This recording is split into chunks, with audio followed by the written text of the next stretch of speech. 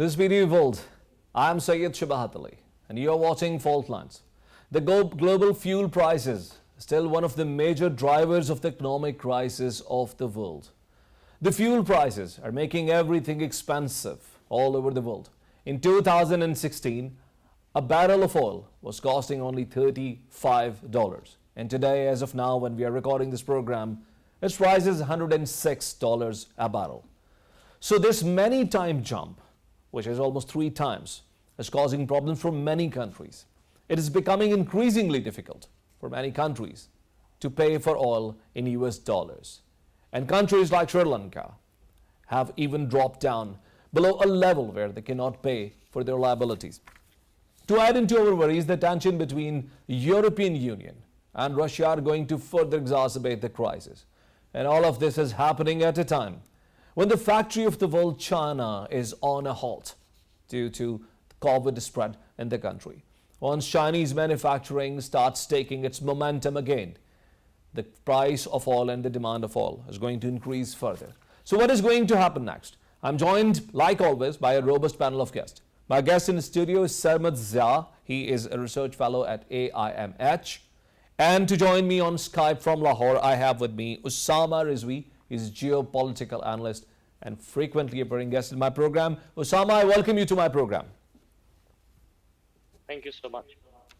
Being an expert of the industry, give me a quick stock take of the global oil market. What is happening at the moment? Yes, so the situation is very interesting. There are both bullish and bearish factors at play. If you talk about the bullish factors, and I believe the bullish factors overcoming the bearish ones, Russian aggression is once again coming to the fore. So Russia recently warned EU of dire consequences if they don't pay in rubles, right? And the EU, in response, they are considering banning Russian oil and gas completely by the year end, which I don't see happening. But such maneuverings, such warnings, such words are keeping investors and policymakers on the edge of their seats. So these are the bullish factors. And I believe moving forward, bullishness is going to dominate the market sentiment. That said, there are some bearish factors at play as well, which are not being represented. One is the possibility of a successful Iran deal. The other one is the possibility of a global, let's say, slowdown. The global economy is in the process of recovery, right?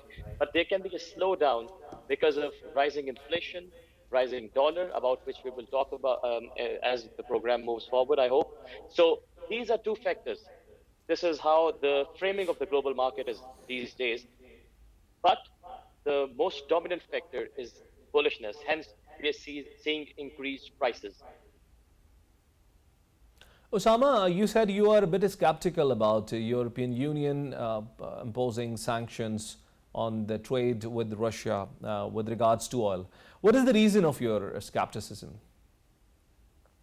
There are many reasons. The first is that European Union, the Eurozone, they were under an energy crisis even before the Russian invasion on 24th of February. And we know that the price of gas, the price of oil, it was already elevated, if not as much higher as it is today. So that is one reason. The second and the most obvious reason is that there are no alternatives.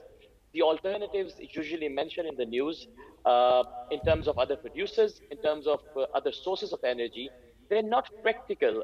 If anything, it would take around 5 to 10 years for those alternatives to materialize to a scale that they can substitute Russian oil and gas. So, I mean, if you talk about oil, there is Venezuela, there is Iran, there is Algeria, there is Libya. These are the few countries that can replace Russian oil. However, each of the country is facing political and economic instability. There are infrastructural problems. Venezuela and Iran are under sanctions.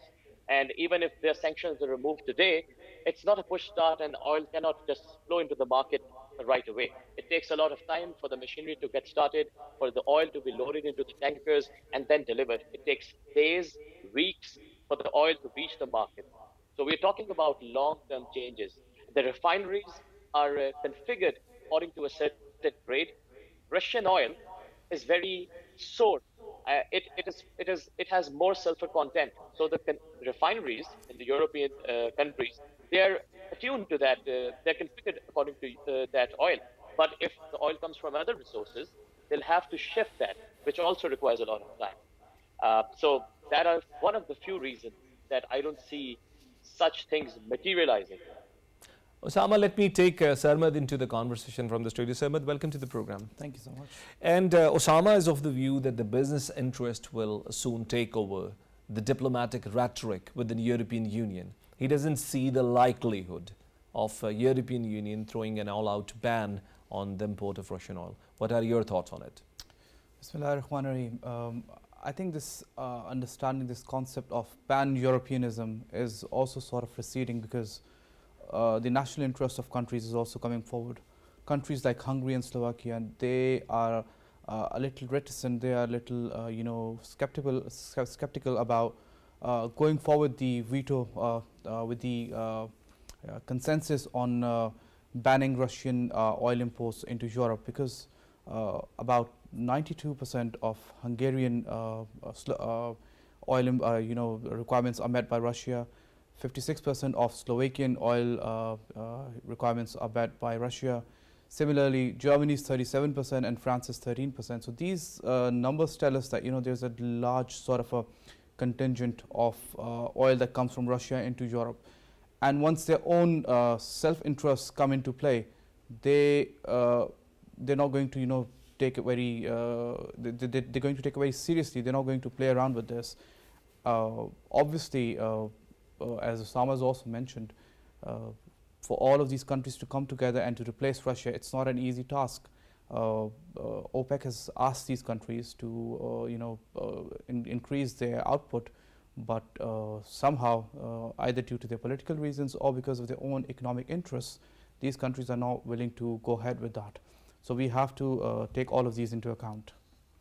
Coming back to you, Sama, there are countries like China, there are countries like Japan, and above all, India. Well, I will touch India separately in a different question as well, but just as three of these countries are major manufacturers, and I'll also add South Korea into the same list. These major manufacturers would be looking for becoming the new buyers of sanctioned oil from Russia that might apparently be sold cheap, as Iran has been doing.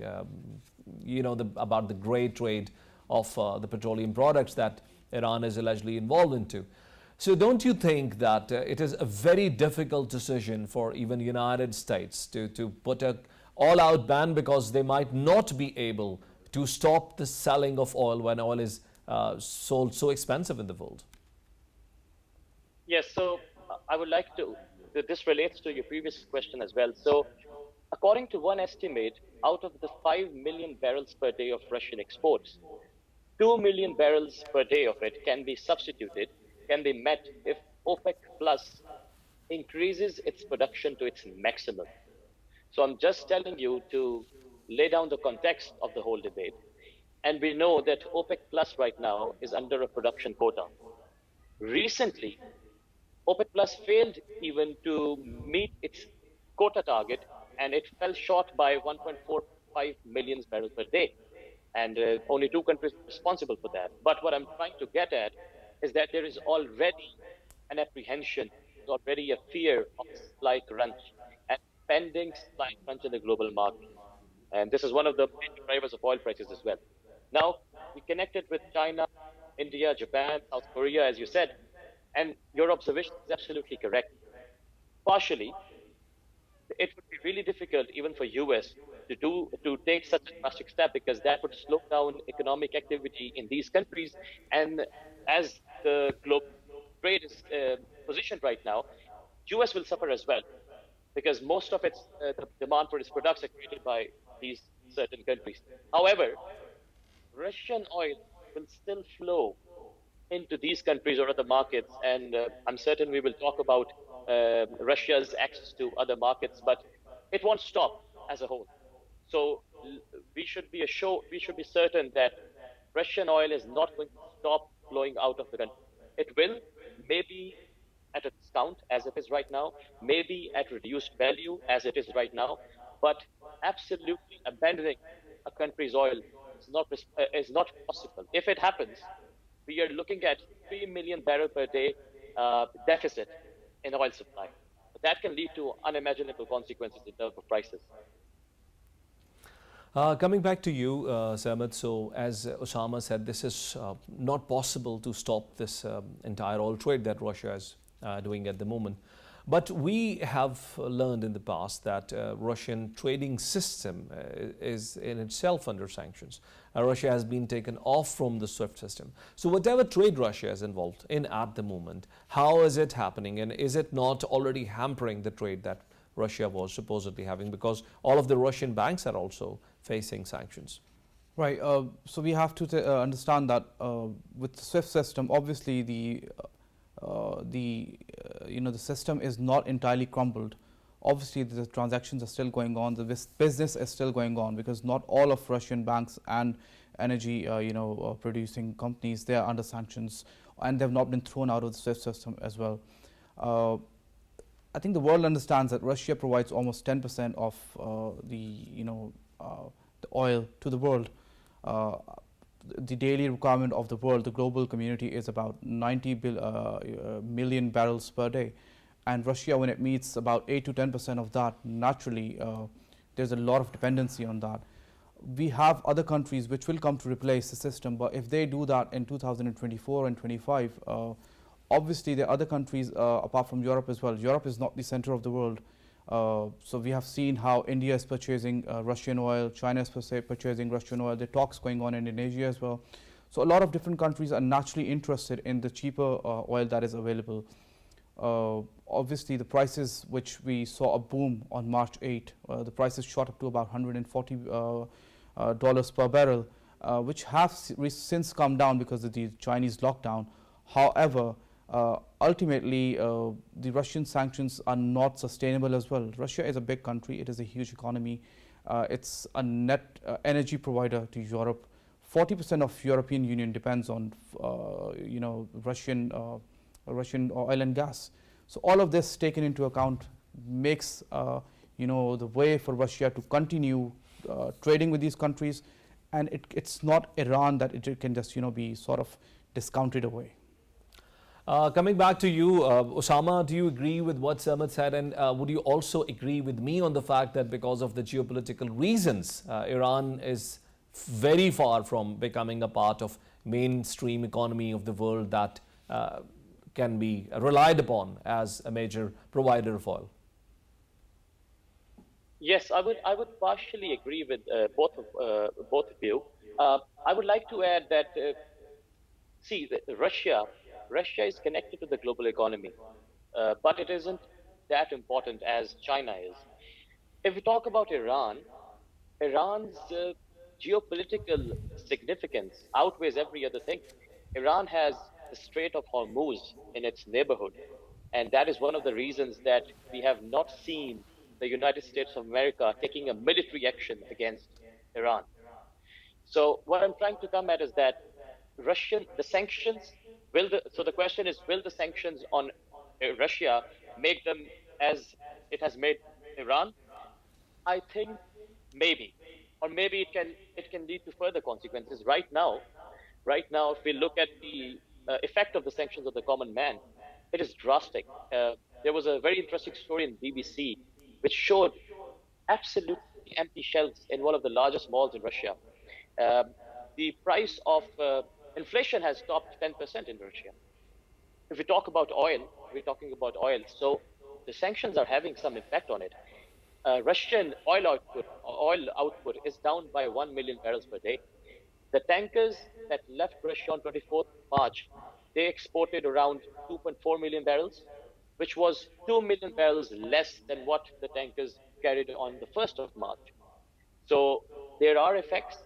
I agree that Russia is a very important part of the global economy, but if the sanctions prolong, and I see that European Union especially is getting really serious about punishing Russia, this can lead to quite adverse effects for the Russian economy. Thank you for that, Osama. Samil, coming back to you. So India is a major economy that is still importing from Russia. India is also an ally of United States, a member of its alliances, that number of alliances that that United States has created, and still is importing, not only importing oil, but has increased the import of oil from Russia. The defense ties still stand together. Why do you believe United States has not been able to give a shut-up call to India or to cut down the trade to some extent? It is rather increasing further. I think we have to follow the pattern, which the United States have taken with regards to India. We have seen how the US has not castigated India when it bought the same S-400 missile system that Turkey bought, and sanctions were implemented on Turkey. So if you look at that and then we compare that to what's happening right now, the world is being, a lot of countries would be otherwise penalized if they did what India is doing. But United States, naturally, because of its security concerns vis-a-vis China, obviously it lets India have a free hand in South Asia, in the Indo-Pacific, and India is basically getting away with anything and everything that it wants, just because the US thinks it will someday be able to use India against China. We've seen that in the agreements that they have signed, the logistical agreements, the communication agreements, then the nuclear treaties, the agreements that they have signed. So obviously this is a continuation of US policy which is likely to continue, and India will not be penalized, it will not be sanctioned, and we have seen that in the statements by the different secretaries as well. So this is just something that we have to sort of keep an eye on, and India is not going to be, if you're looking for India to get penalized, that's just not going to happen. Osama, would you like to add into what he just said? Absolutely. I absolutely agree with him what he said, and there is a very big geopolitical, geostrategic dimension to what is going on in terms of exception to India. However, we should also note that India imports about more than 85% of its energy needs, and more than 50% of them comes from Middle East. If you look at the figures, even if India goes on buying Russian oil, the maximum it will go to, according to one estimate, is 10 million barrels per month. Then on the opposite side, China consumes 11 million barrels per day oil. So that's a difference. And also India is buying Russian oil at a 20% discount, at $35 discount. So this is something that indirectly the European Union wants as well. If somebody is going to buy Russian oil, they should buy it at a steep discount. Why? Because that will dwindle down the Russian revenue. It has already started to fall from 432 million per day. It has fallen to 340 something million per day in this year as compared to 2021. So there is that dimension, the prominent geopolitical, geostrategic dimension, but there is also this dimension that the total amount of oil that India is consuming does not amount to such significant magnitude that it would that it would elicit some sort of response from the US. Although Biden and other officials have on record said that India should not be engaging in these sort of activities, but they can't afford it. In more than 85% of energy imports, so that's not possible. But the same approach can be adopted for Iran as well, because any country generally under sanctions that is a producer of oil, you have listed down 4 already, including Venezuela, Libya, Algeria. But Iran, for that matter, is a country that is always asking other countries or the neighboring countries to buy oil from Iran's grey market on discounted rates, and discount for the reason that formal trade is not possible. But European Union and United States just make sure that it does not happen. So you agree that there is a great leniency that has been adopted specifically in case of India? Of course. As I said, I absolutely agree. It's quite blatant. It is too blatant to be ignored.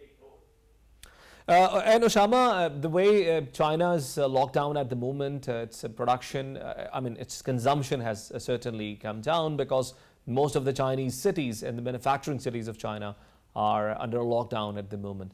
Don't you think that once China gains its manufacturing momentum back, it is going to further strain the supply chain of oil in the world? I think not. The reason being, uh, China has in the recent years, so China, every country or the great economies, as they're called, the G8 or G7, most of these countries have what are called strategic petroleum reserves, SPRs, right? China's figures for this reserves are not publicly available. However, according to different estimates, according to the imports and the products that leave the country or that come in the country, there have been different estimates that say Chinese reserves are at near full level. And this happened when recently, during the past 2 or 3 years, oil prices fell drastically. What is happening right now is that even despite the discount on Russian oil and despite China being a very attractive market for Russia, Russian exports to China has fallen 50% in the first quarter of this month, as per Vortexa, which is a very famous company that tracks the movements of oil. So that and Chinese demand for oil in March was 14% less in 2022 as compared to 2021. And we should notice that the status of COVID-19 back then and today, there was a huge difference. So this points to the fact that China has enough ample reserves, and it would take around maybe 5, 6, 7 months before the process that you mentioned kicks in, and we see a resurgence in demand by China. Your closing comments in the same conversation, and particularly with the role of OPEC, a network of countries that has highly benefited out of this whole crisis. Obviously, the countries are making a huge, profit of this. The crisis is, it's likely to continue. What we have to look at the end of the day is how is it going to affect the global supply of oil, and how is it going to affect the countries which cannot afford the oil as it peaks once again. This is this temporary sort of a reduction in price due to the Chinese the lockdown in China is not going to continue. And once the prices rise again for smaller economies, for countries which are already borrowing from IMF and World Bank, naturally they will have to they'll have to come up with some sort of a solution so as to find a solution to this.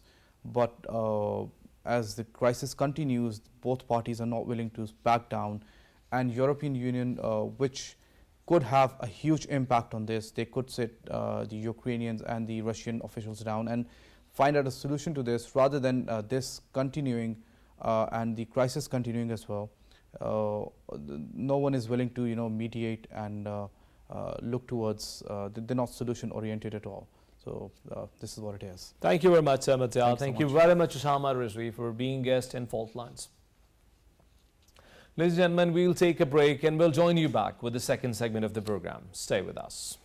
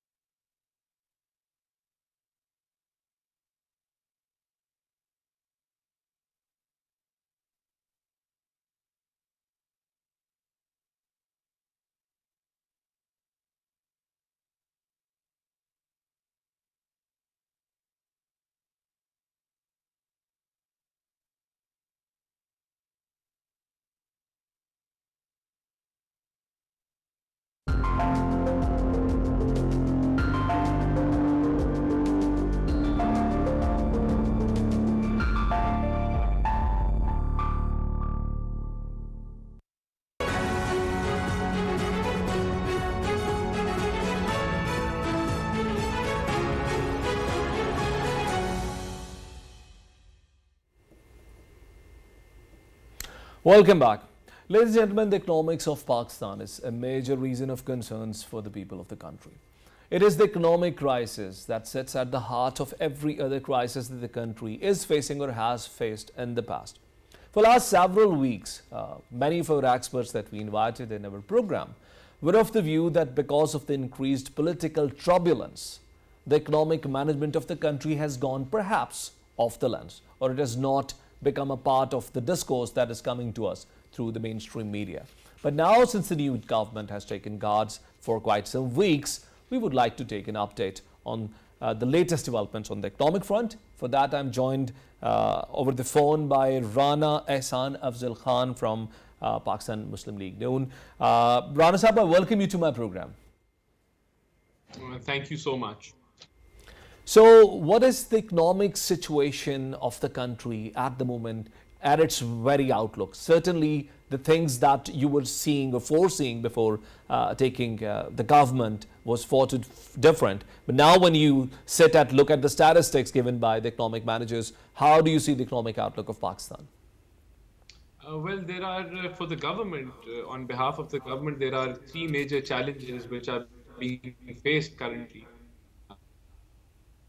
I would economic stability of the country, which comes from how much dollars you have versus the demand and supply of dollars in Pakistan. So Pakistani reserves were left at 10.8 billion US dollars when we took over, and that is not even enough for 1.5 months of your import cover, because your import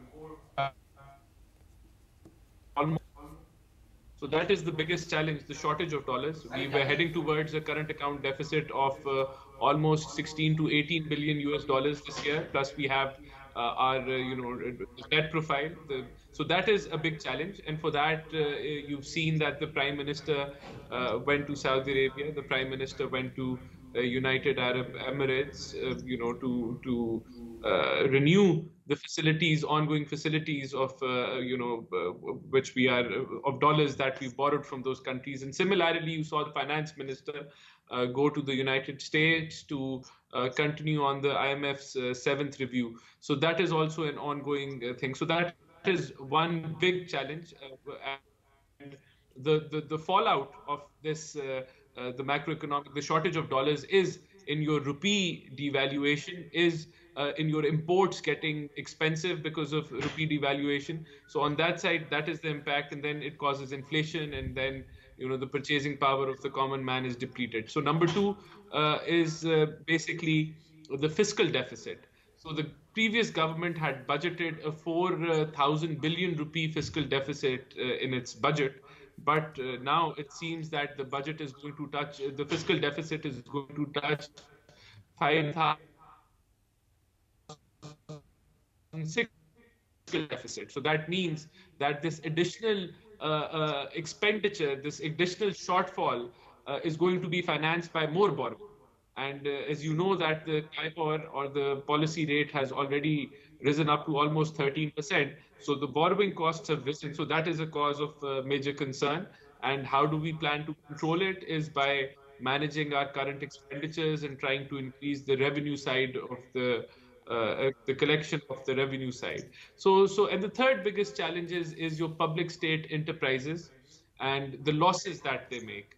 For example, be it PIA, be it railway, be it your steel mills or other entities in the government, your circular debt, which is caused by your discos and your gencos, and similarly, you have this, SNGPL losses. So all these losses, which means that these companies or these governments are not, covering their own expenses and are making losses, and that also requires borrowing. So all this fiscal deficit, this borrowing, and the shortfall of dollars, at the end of the day, it results into a more load on the government, more borrowing, more debt repayment, and that all causes inflation.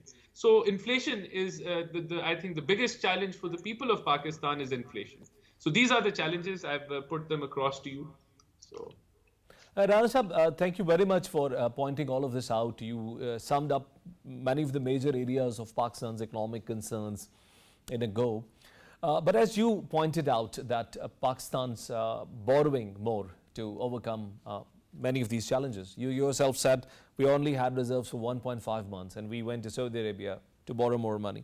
Now that actually makes a very bleak picture of our external debts. Help us to understand, because every time when a new government takes guard in the country, they point out their fingers toward the previous government and say we have inherited a massive amount of foreign debts, and these debts are exacerbating with each passing day. What is the picture of this? What is the exact picture of the external debts that we are in at the moment? I think the total foreign debt of the country was around 130 billion US dollars in December 2021. And when we left, it was at 95 billion US dollars. So that is the exact status that I'm informed of. But the question is, how do we overcome it? Now, the problem is that we have a trade deficit of almost, we've reached at 40 billion US dollars in 10 months.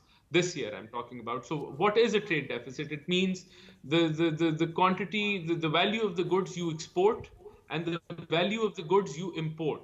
So the gap is that import 40 billion worth of more goods into Pakistan than we're exporting. So this is the fundamental challenge that the economy of Pakistan faces. And what is the solution?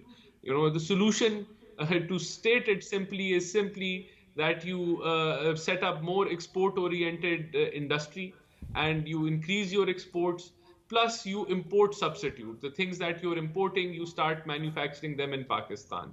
And this is the only way, or this is the only way to cover the trade deficit. But when you talk about the current account deficit, then you have the services, you have IT, where you can really, if you give a good policy, your IT exports the IT services exports can increase exponentially. You have an example of India, which is almost doing $125 billion of IT export, IT and related services export, hardly at 1 to 5 billion US dollars. So that is an area which needs to be worked on. Then you have tourism, for example, in Turkey. Tourism brings a dollar inflow of 32 billion US dollars, whereas in Pakistan it is really minuscule. So we have a lot of potential there to increase tourism. So this has to happen to cover this trade. Rana Sahib, as you identified yourself, one of the low-hanging fruits in this entire conversation is your IT industry.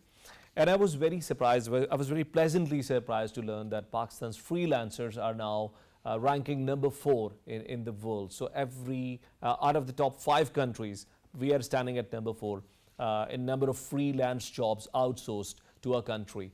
But still we do not have a payment gateway like PayPal that is operating in 200 plus countries. Should it not be one of the top priorities of your government? As you yourself said, it's a low-hanging fruit. It's something we can right away ripe off. So is it one of the priorities of the government to get a payment gateway like PayPal? Of course, I think that should be a priority area, and it will be, hopefully, in the coming next weeks or months. The reason why we were not able to, we're not as good as India is because, there was no infrastructure or there was no facilitation to the upcoming graduates of IT. So our Prime Minister launched a laptop scheme, which I believe has laid a foundation of whatever value of service export that we're doing in the IT sector. So I think more facilitation like the Arfa Kareem Center, we need to, encourage them. We need to relaunch the laptop scheme. And as you said, facilities like PayPal, which make it easy to make payments, bring in payments, and pay. Otherwise, they have to be.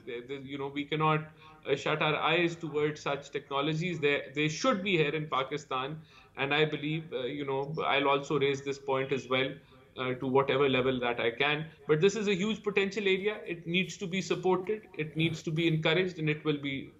We will do that. We will do all what is required. Rana Sahib, your party, Pakistan Muslim League, was one of the major critics of the financial or economic policies of the previous government. And one of the major areas of critique was the subsidies that are untargetedly distributed. There are talks of your current finance minister, Muftah Ismail Saab, who was mentioning that the subsidy that we have given on petrol is going to the richer people, people who can afford to drive luxury of a car. But so far, what we have seen is that your government has also decided to drive the same path. And according to the statistics given, shared by Mufti Ismail Saab on the screen, there is a deficit of 100 billion rupees every month that Pakistan is paying for at the current prices of fuel, and the fuel prices are going further higher. Do you believe Pakistan can afford to drive the same lane for long? Well, that is a very good question, and we need to explain to the audience what the current situation is. Yes, we raised slogans against the petrol prices price increase when we were the opposition. In August 2021, the tax being collected on 1 liter of petrol. So at that point in time, we were raising the question that why are you taxing, putting levy and taxes on the petrol price? We should not be doing so. But what is the situation today? Today, we are charging. And on top of that, we're discounting the petrol price by almost 30 to 40 rupees from pocket. And this has not happened in the history of Pakistan ever. And why is it not sustainable? Because you're spending almost $100 billion per month on this petrol subsidy. If you multiply it by 12, that amounts to 1,200 billion. That is bigger than the PSDP development budget of the whole of Pakistan. So, I mean, obviously, it is unsustainable. If it was for me, I mean, if it was my wish, I would probably, bring the petrol price down to 100 rupees. But then you sir, have to tell us where. But sir, would you allow me to say that? Would you allow me to say that Prime Minister Shehbaz Sharif has rejected the summary twice? So the government, as per policy, is still going to drive the same lane. And this is why I'm raising this question, because as you also agreed on this fundamentally, that this is not sustainable. How can Pakistan, in the given bleak situation of its economics that you just mentioned in the beginning of this talk, can afford to have this luxury any further? Well, this is a very difficult question because you cannot finance a subsidy by borrowing. And if you keep, it's going to ruin your management of the economy. So why has Shehbaz Sharif not taken, the Prime Minister, Honorable Prime Minister, not taken this decision back is basically, it is a double-edged sword. You have to, in this high time of inflation, it is a balance that how much can you pass on to the public, that is the question, plus the political pressure being exerted, and we feel that it was a trap which was set up by the previous government. But then again, the fact that they're on the streets versus, how much longer can you sustain it? But to tell you the truth, I don't believe that it will continue for a longer period of time. I see that in the short run, these prices will be increased, and as a student of finance or an economist, I believe that this step has to be taken because you can give subsidies to the people who are suffering economically or cannot afford, are not properly being able to run their budget. You can give them specific subsidies, and that way it should be focused towards them. And I think you can give them relief via those targeted subsidies rather than giving an across the board discount on petrol prices. I think there are better ways to manage it, and we will be looking into it. And it's not a long-term thing, I think. And Rana Sahab, don't you agree with me on the fact that Pakistan also needs to build parallel industries, because we cannot solely rely on these 2-3 conventional industries like textile, like the sports goods, and 2-3 other industries. Isn't it the time that we should start focusing on some other areas and be a major exporter? Because the import prices, as you yourself pointed out, are increasing, and particularly with further devaluation of money, the vista of opportunity extended on us as an exporter is just immense. I would agree 100%. You see, when you talk about textiles, the exporters, you're giving them discounted electricity prices, you're giving them discounted gas prices, you're giving them financing on discounted loans, you're giving them refunds on their sale tax. It is a high priority sector area. And if you give such reliefs to other sectors, we need to compare, we need to have a study done.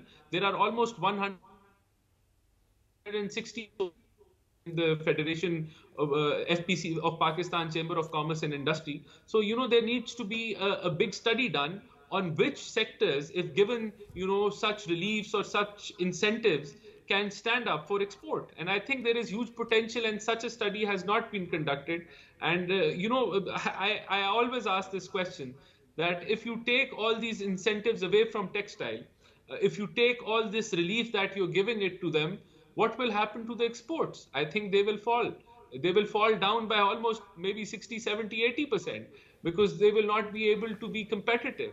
So we need to see further areas where we have better comparative advantage, where we can, give them a little bit of incentive, a little bit of relief, and maybe they can, even perform better than textile. That has to be done. And that is the need of the day. We can't go with a...